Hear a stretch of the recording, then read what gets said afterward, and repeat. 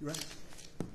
All right, we are on the record in case number 682006, case captain of the State of Ohio versus Scott Gardner. Mr. Gardner is present in court today along with his counsel, Ms. Allison Hibbert, and the State of Ohio is represented by multiple assistant prosecuting attorneys, but I think lead counsel in this case is Ms. Samantha Stoll. The record will reflect that we're here for purposes of sentencing today, inasmuch as Mr. Gardner entered a plea of guilty to a single fourth-degree felony count midway through a bench trial. I'll turn to the government first and ask for statements with regard to sentencing.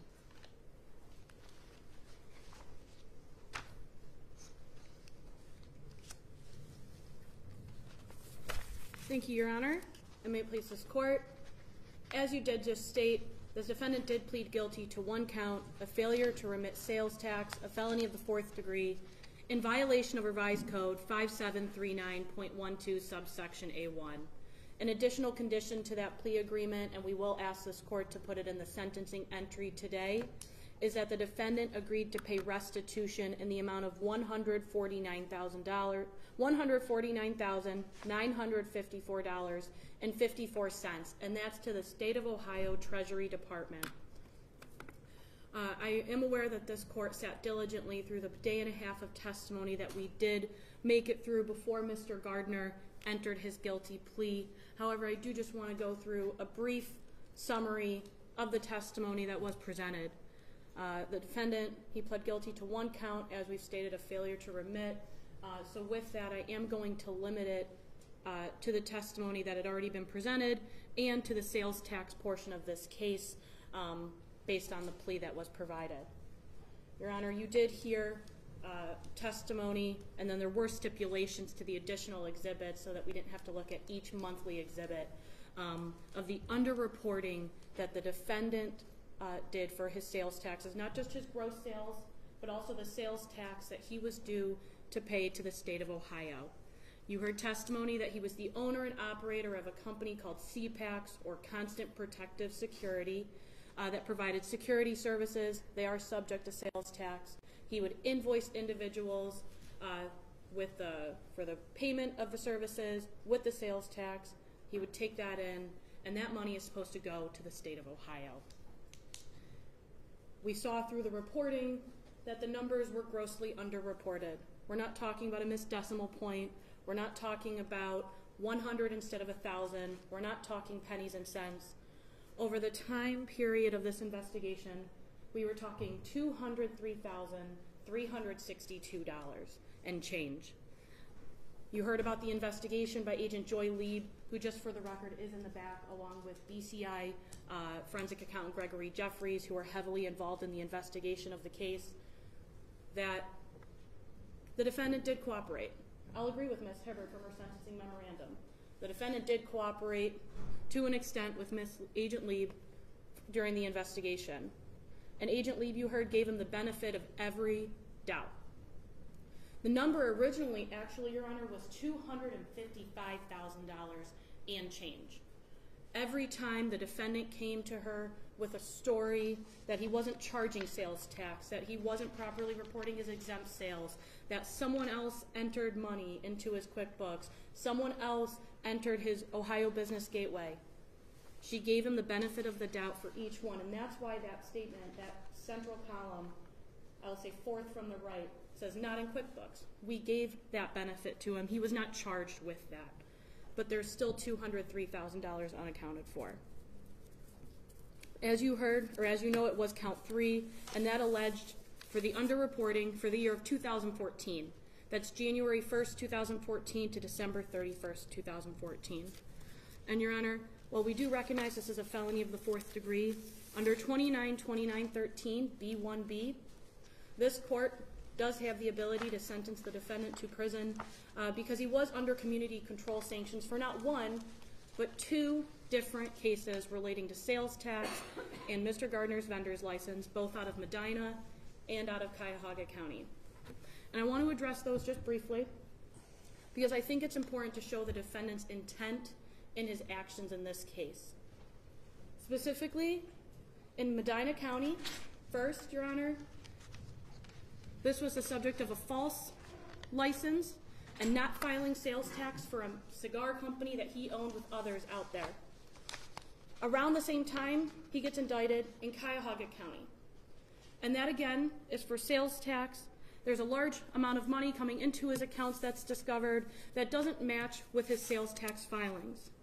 And in the Cuyahoga County case number, he was placed on probation in this court in June 4th, 2014, and the Medina case, October 6th, 2014.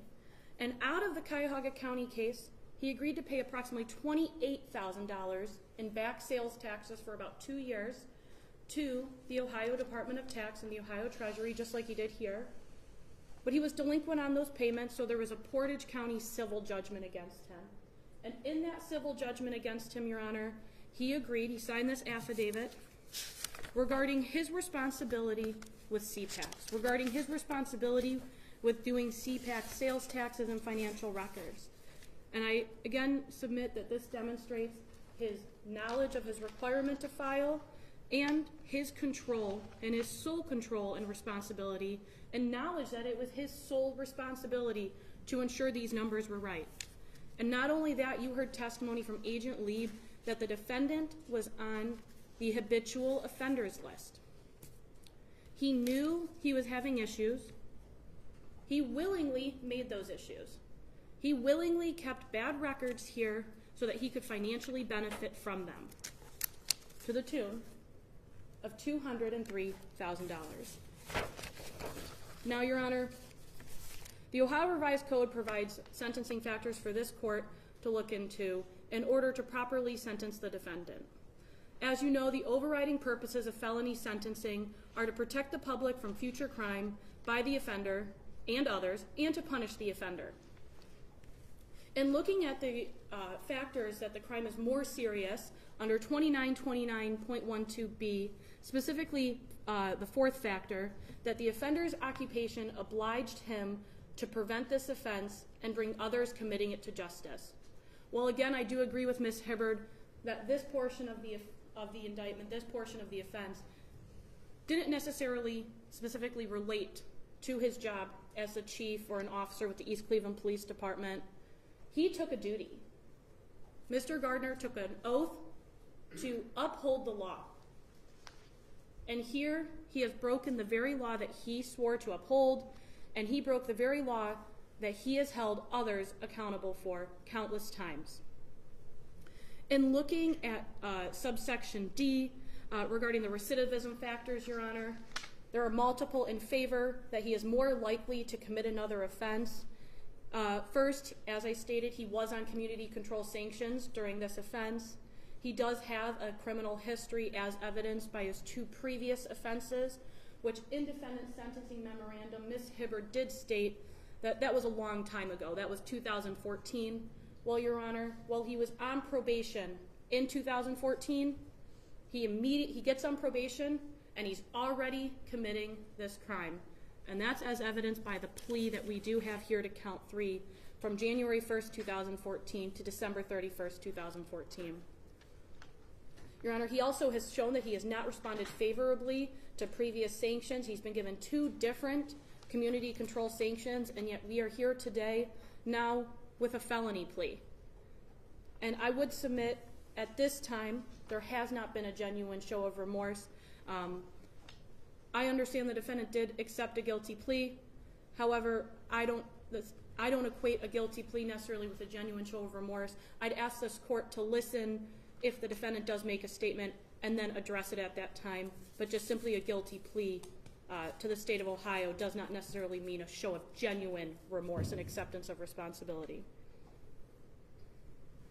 And I don't think that defense can say that this offense was committed under circumstances that are not likely to reoccur when you're looking at the factors of recidivism.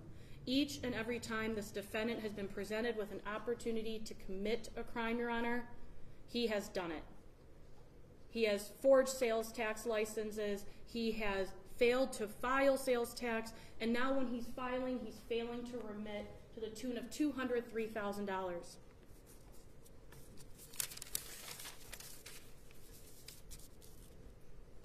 Now, defense did file a sentencing memorandum.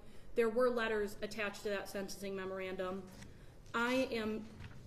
Based on the plea, I am not going to get into the substance of the other evidence that we did expect to present as to the other counts in regards to relation to Mr. Gardner's actual job as a police officer and control over the FOP. But we did expect to present a significant amount of evidence regarding that in this case. However, we did offer this plea agreement for fair, reasonable, and just resolution of this case. With that, Your Honor, I would submit that based on the facts of this case, based on the defendant's criminal history, and yes, based on the fact that he was a police officer who swore to uphold the law, he should be sentenced to a term of incarceration for his actions in this case. Thank you. Before I turn to Ms. Hibbert, let me just indicate for the record, Ms. Stoll, that I don't question the plea agreement. I presided over the trial. I was certainly present while it was great discussion about possible resolutions. So I appreciate your willingness to resist temptation to go into other areas. Ultimately, I want to make certain that we're clear that the focus of my sentencing will be on the facts that give rise to the plea that he entered, to that single count. So with that having been said, I'll turn to you, Ms. Hibbert, and give you an opportunity to make statements on behalf of your client. Thank you, Your Honor. Would you like us at the podium or to remain here? Wherever you're more comfortable. Thank you, Your Honor. Your Honor, Mr. Gardner did enter a plea of guilty to this fourth-degree felony, and he absolutely does accept responsibility for underreporting that sales tax number and not paying enough to the state of Ohio. When Mr. Gardner learned of his shortcomings in that regard, he took immediate action to reach out to the prosecutor's office, to the Ohio Department of Taxation, to a tax attorney, all within just a couple months, maybe even a month, quickly, very quickly, Your Honor, to correct what he had been doing to pay back the money that he had kept for himself. And he did financially benefit from the mistakes that he made. He was reckless. That is the standard that we are operating under, Your Honor. Mr. Gardner acknowledges all of those things, and he's prepared to tell you that himself.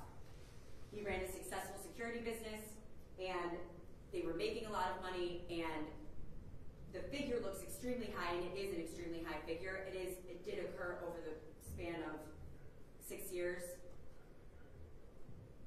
Mr. Gardner is sorry for what happened. He absolutely is remorseful. This has been very, very difficult for him. He has asked me on a number of occasions, what am I going to do? I have to make sure that this never happens again. Like it worries him. He doesn't want to engage in this sort of behavior. He doesn't want to be seen as somebody who would steal from the state of Ohio. Mr. Gardner is a person that cares about others. I can say that from my personal experiences with him. I can say that from the way I see him interact with others. He is a very kind man. He is generous. He would help anybody with anything. He really would. It's just his nature. I know I had said it before, but just as generous as Mr. Gardner is with others, he would pay for things for others. You saw that in the letters. He would buy other people things if they needed them. He put his own money into the department. He put his own money into the FOP. And maybe some of the money was that. But Mr. Gardner is, not only did he do those things, but he is trying to pay that back. And he's paid a significant portion of that back. And he will continue to make payments on that. He's dedicated to doing that. He's dedicated to taking care of his responsibilities. And he cares about other people. Him attempting to be a cheat or a thief or anything of that nature is not his intentions. It's really not.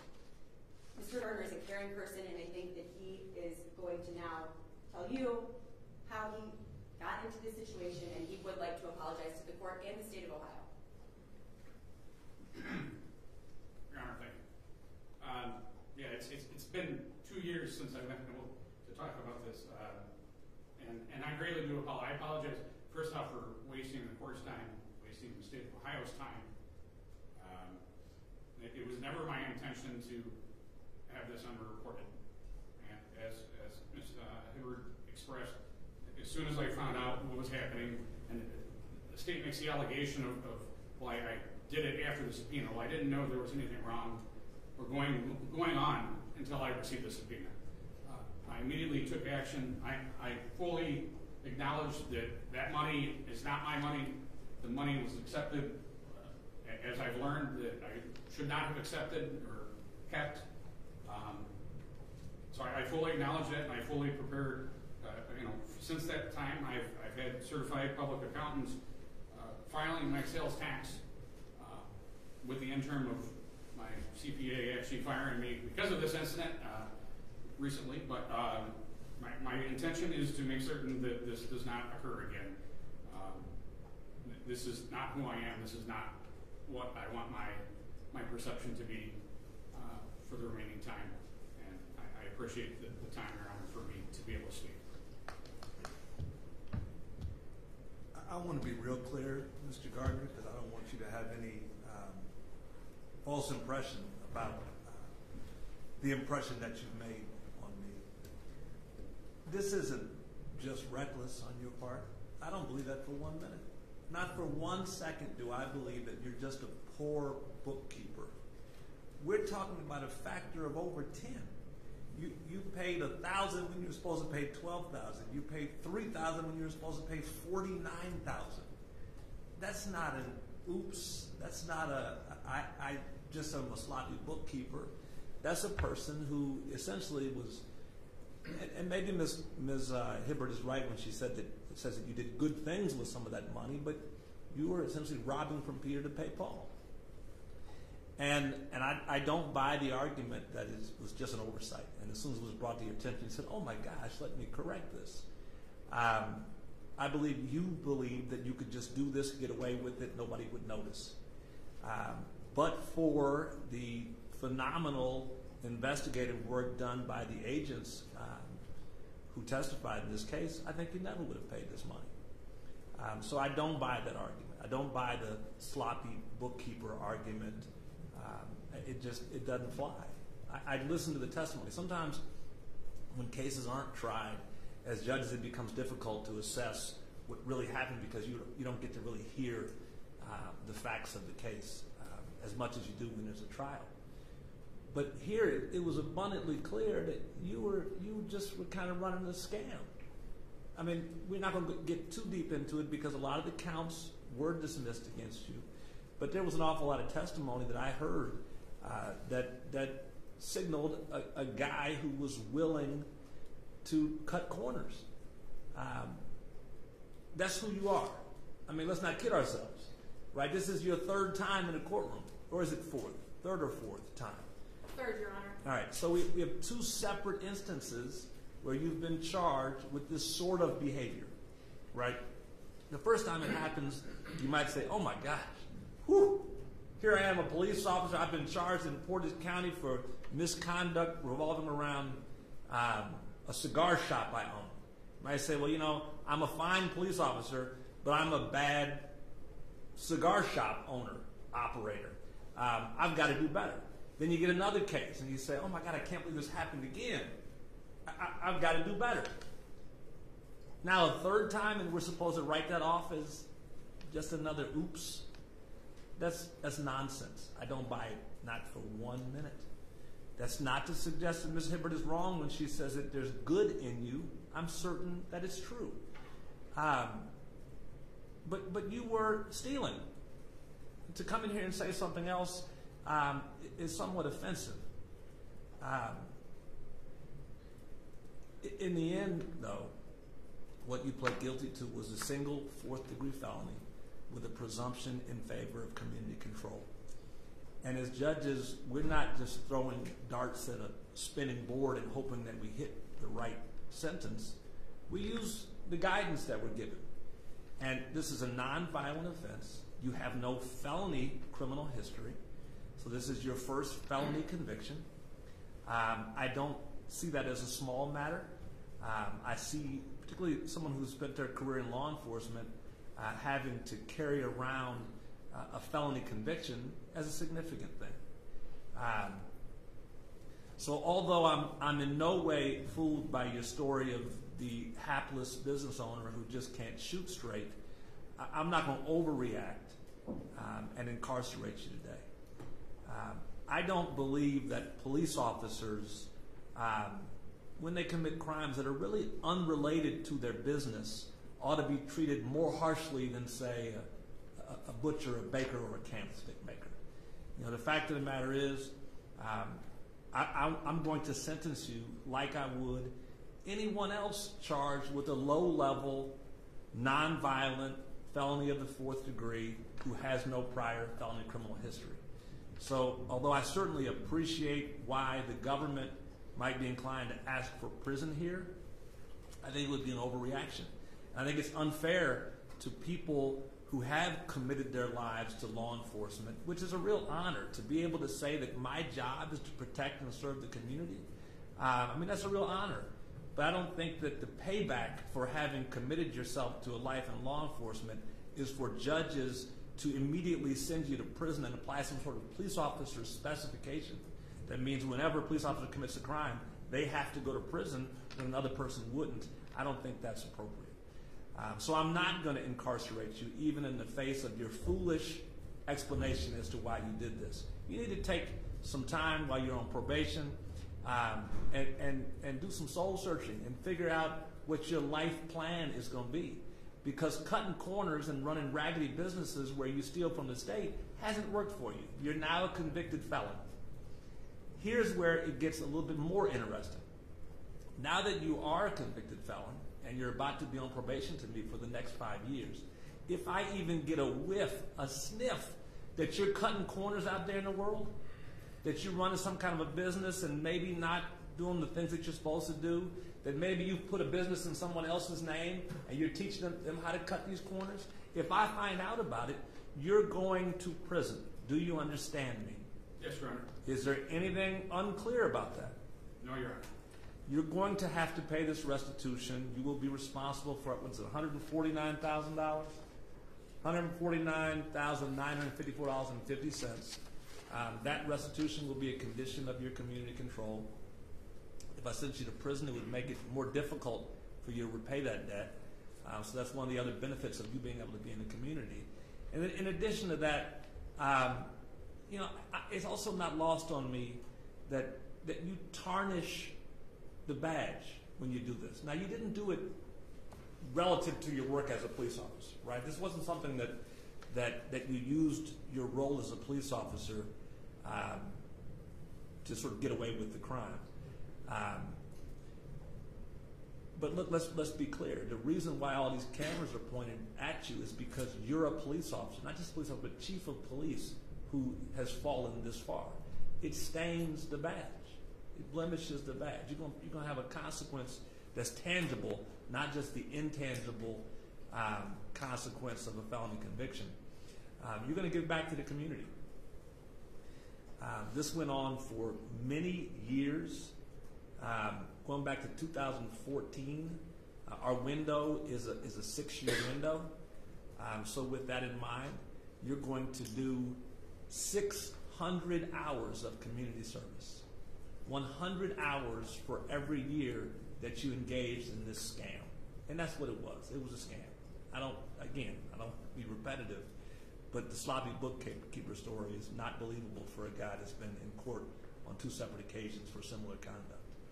So for each year you engaged in this scam, you'll do 100 hours of community service. I would certainly, I would never, over any point in that 5 years you're on probation to me, I'd never forget that I'm giving you a chance, that your judge gave you a chance, right? But that's all it is. If it turns out that Ms. Soul and the state of Ohio is right, and you just don't have it in you to do good, then you'll make a mistake over these 5 years, and you'll end up going to prison. On the other hand, I hope that just like me, on some level, the state of Ohio is rooting for you to do well, right? The goal of this is to see people not recidivize. The goal of this is to correct behavior. And there ought to be punishment. The punishment is the 600 hours of community service. But the hope is that over the course of the next 5 years, even if it's only out of fear, the state of Ohio won't have to worry about you stealing from the state anymore because of that heightened anxiety that your freedom is at stake. Do you understand? Yes, sir. Normally, it's the court's inclination to create incentives for people to do well on community control, and so I always look for ways to consider terminating community control early. So I would commonly put people on maybe 5 years of community control, but I say, look, if you can show me a year of sobriety, 12 straight months, we'll terminate your probation. But I want you to understand, I'm not going to do that in this case. I want there to be some certainty that you're being supervised for as long a period of time as I possibly can. So that's the maybe the one dissimilarity to the way I'm treating you and I might someone else. I want you to be supervised for as long as the law allows me to do it, and that's the 5 years. So while you're on community control, you'll report monthly. You'll be drug tested. You will have to maintain verifiable employment. You are on a habitual offenders list, so you can't operate a business in the state of Ohio. You'll have to have some sort of verifiable employment. I'll give you some flexibility there because I understand that you are retired, but there's going to have to be some work. You'll have to show that you're doing some work in addition to just the community service. As I indicated, you will be drug tested. I don't know if there's a drug issue here. Maybe there's not. None whatsoever, Your Honor. That's fine. I'm happy to hear that. But on the off chance that there should come a time where you test positive for an illegal substance, I want you to understand I'm not going to incarcerate you for that. We'll talk more, and we'll figure out a way to help you if there is a drug issue that should arise.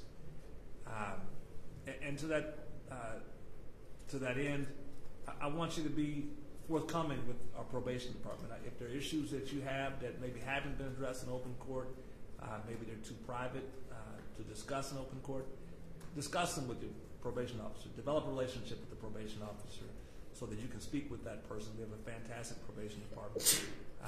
Bless you. I certainly hope that you're able to pay this money back. I don't want you to think that just because maybe on some level I've had some harsh words for you, Mr. Gardner, that I want to see you do poorly. To the contrary, my hope is that this sentence will have the net effect of you doing well and extricating yourself from the system and never having to go through this again. Do you understand? Yes, Your Honor. Ms. Soul, anything else on behalf of the state?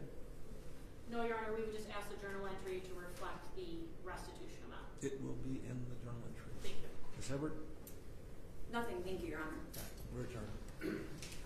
All rise.